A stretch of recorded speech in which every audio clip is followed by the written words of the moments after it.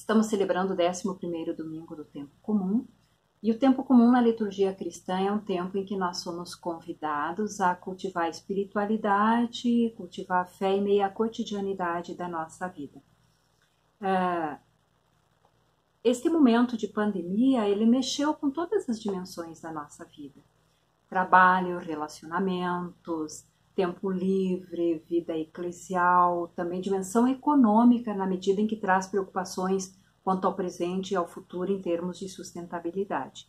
E assim nós podemos nos perguntar o que a palavra tem a nos dizer e nos colocar numa atitude de abertura, deixando-nos iluminar por essa palavra, mas também podendo nos colocar perguntas sobre que impulsos, que luzes esse momento nos traz para aprofundar a palavra de Deus e vivê-la no concreto de nossas vidas. Na liturgia desse domingo, nos confrontamos, então, nesse sentido, com um tema muito, muito caro a toda a espiritualidade cristã, que é o tema da compaixão.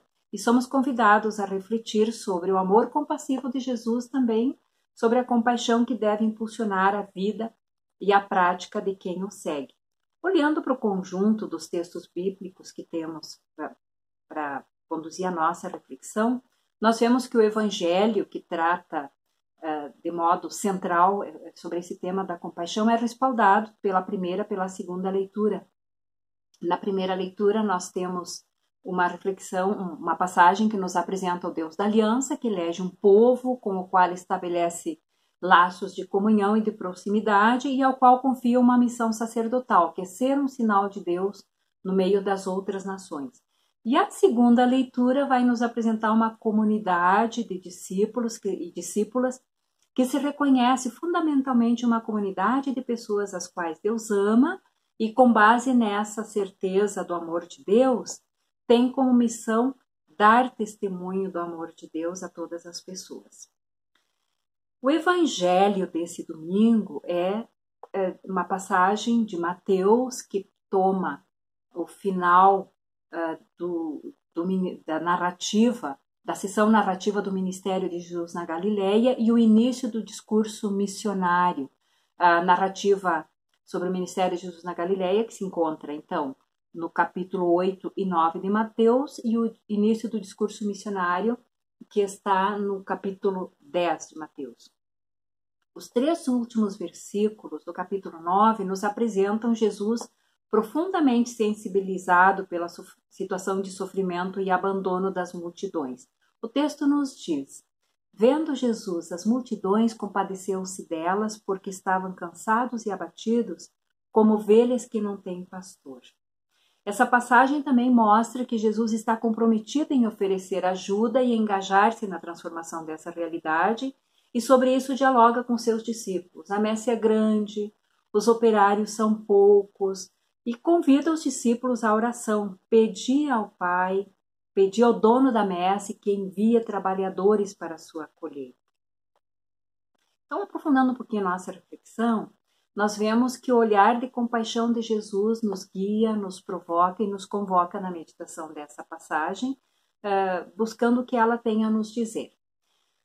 É importante lembrar que no versículo anterior a essa passagem que nos é apresentada, Mateus nos recorda que em seu ministério, Jesus percorria todas as cidades e aldeias, ensinava nas sinagogas, pregando o evangelho do reino e curando todo o mal e toda enfermidade. Com isso se mostra que Jesus conhece de perto, conhece em profundidade a realidade do seu povo, a situação de miséria, de dor, de sofrimento, conhece as injustiças, a realidade de exclusão e de violência que afeta a vida das pessoas. Ele olha, vê a realidade de seu povo e se deixa afetar por ela, fica indignado, se comove e, movido de compaixão, ele age.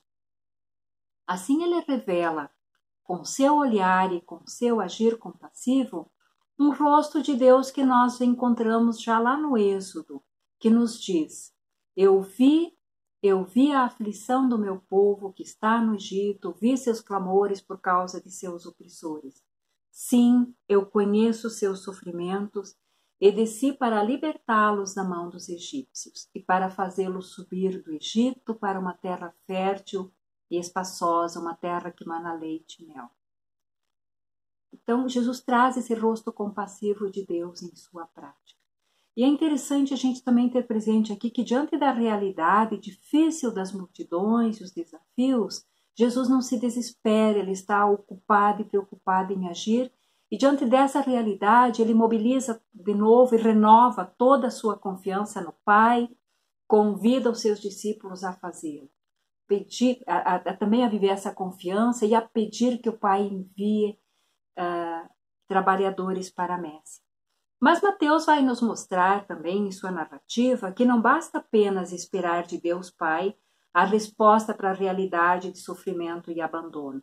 É necessário também o engajamento da comunidade. E nessa perspectiva se situa então a introdução do discurso missionário, do qual falamos, onde os discípulos são constituídos como apóstolos, passam de discípulos a apóstolos e recebem de Jesus o poder, também o envio para fazer o mesmo que Jesus faz.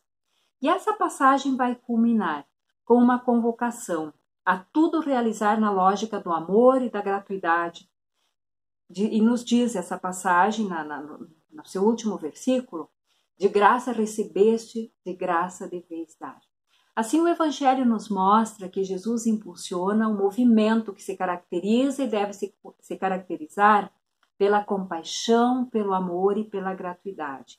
E com essas características, a dinâmica do envio e do chamado de quem segue Jesus gera o compromisso e engajamento em favor da vida, movidos por uma compaixão radical, que leva ao coração da realidade e ali busca traduzir em gestos concretos o amor compassivo e misericordioso de Deus.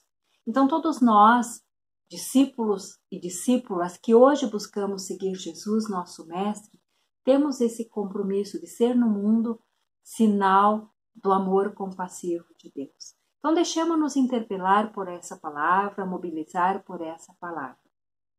Assim, eu culmino essa reflexão trazendo uma palavra de encorajamento também do Papa Francisco na exortação apostólica Gaudete Exultate, em que ele nos diz: olhemos para Jesus.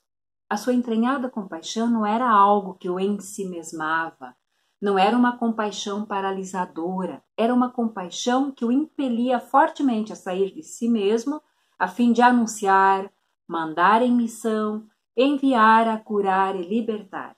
Reconheçamos a nossa fragilidade, mas deixemos que Jesus a tome em suas mãos e nos lance para a missão. Somos frágeis, mas portadores e portadoras de um tesouro que nos faz grande e pode tornar melhores e mais felizes aqueles que o recebem. Deixemos-nos mobilizar por esse chamado, esse convite, também esse envio a sermos sinais da compaixão de Deus no mundo. Mas também podemos nos deixar envolver por essa compaixão em nossas preocupações, sofrimentos, inquietações em meio ao momento que vivemos. Somos filhos e filhas muito amadas de nosso bom Deus.